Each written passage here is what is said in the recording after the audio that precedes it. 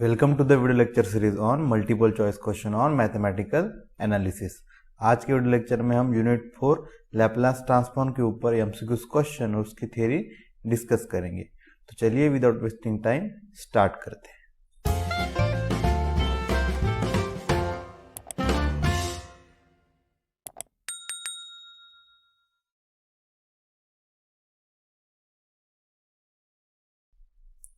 तो सबसे पहले देखते हैं definition of Laplace transform.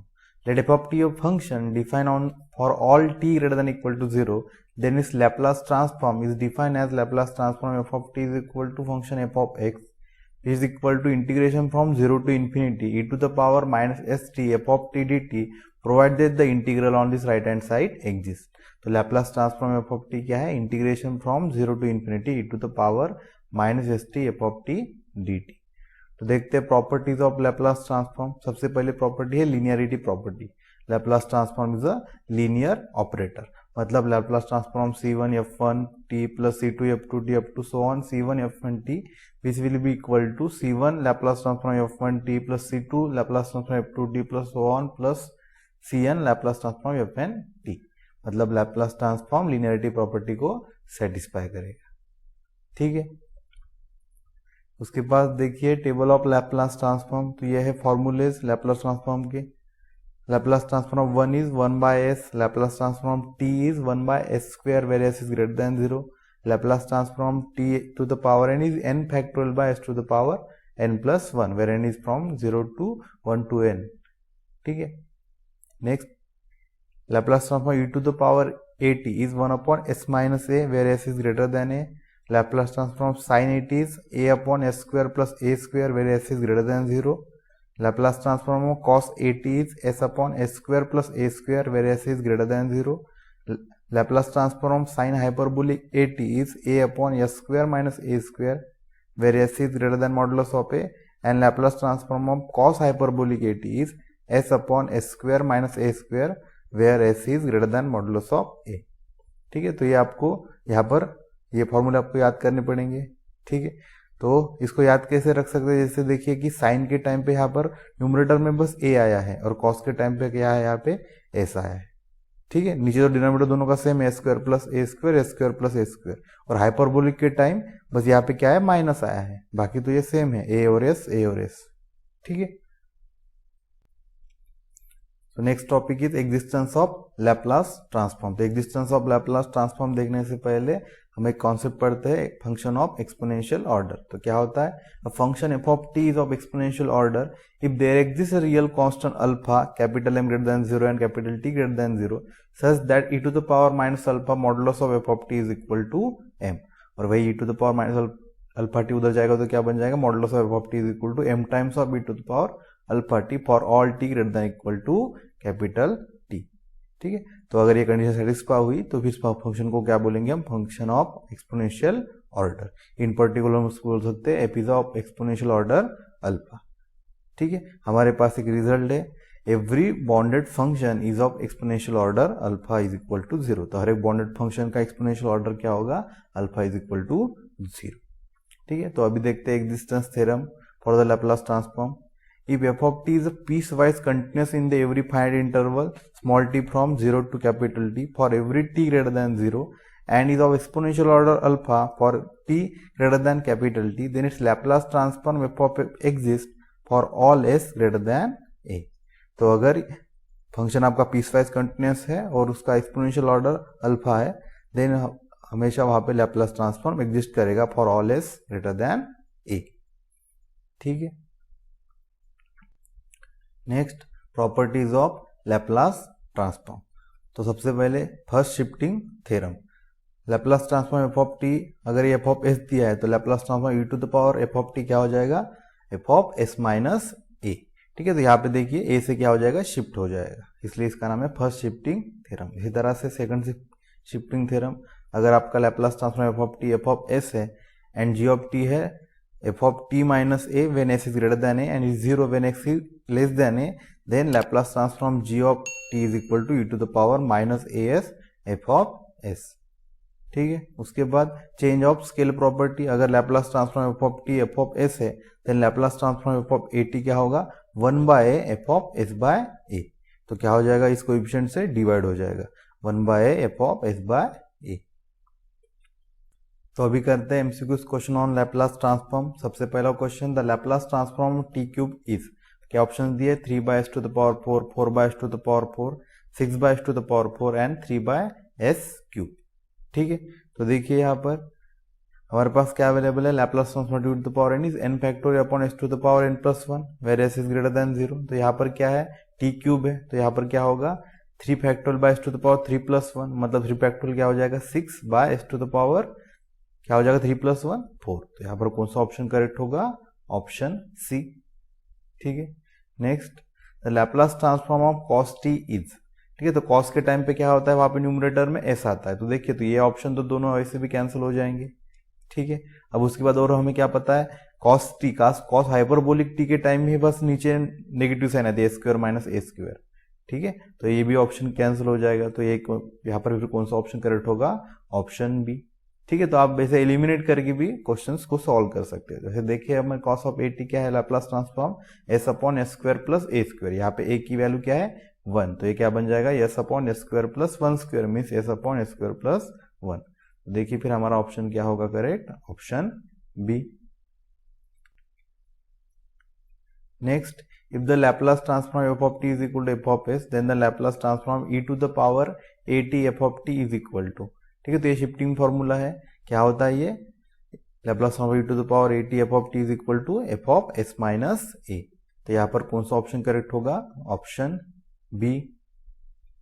Next, if Laplace transform f of t is equal to f of s, then the Laplace transform f of at is, तो ये कौन सी property है, चेंज ऑफ स्केल प्रॉपर्टी। ठीक है, तो at Laplace transform F of at है, तो ए क्या पर कहाँ पे चला जाता है, डिनोमिनेटर में उसे हमें डिवाइड करना पड़ता है, तो क्या बन जाएगा 1 by A F of S by A, तो यहाँ पर कौन सा ऑप्शन करेक्ट होगा, option B. Next, every bounded function is of exponential order, exponential order पूछा है हर एक बॉन्डेड फंक्शन का, तो हमारे पास रिजल्ट अवेलेबल है, every bounded function is of exponential order alpha is equal to 0, तो फिर यहाँ पर कौन सा ऑप्शन करेक्ट होगा, ऑप्शन सी।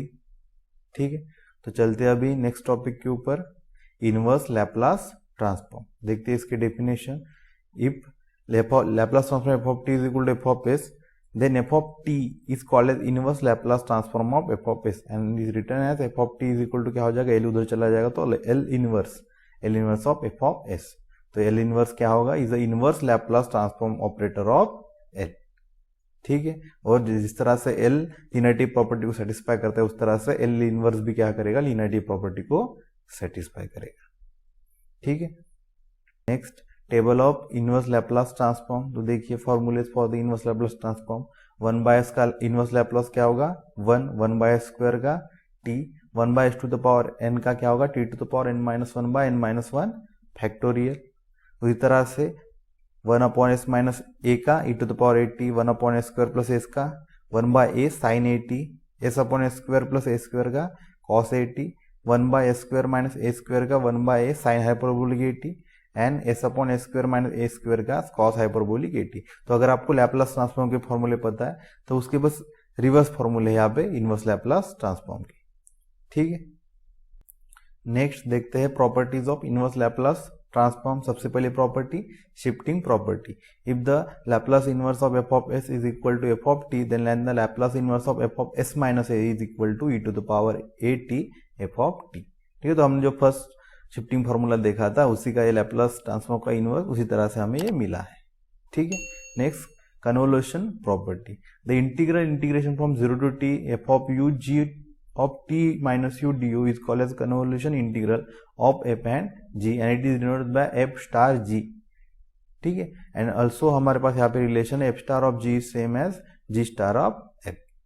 ठीक है, next the convolution theorem, let the function g of t and f of t satisfy the hypothesis of existence theorem of their Laplace transform if Laplace inverse of f of s is f of t and Laplace inverse of g of s is small g of t, then the Laplace inverse of f of s into g of s is equal to f star of g is equal to g star of f।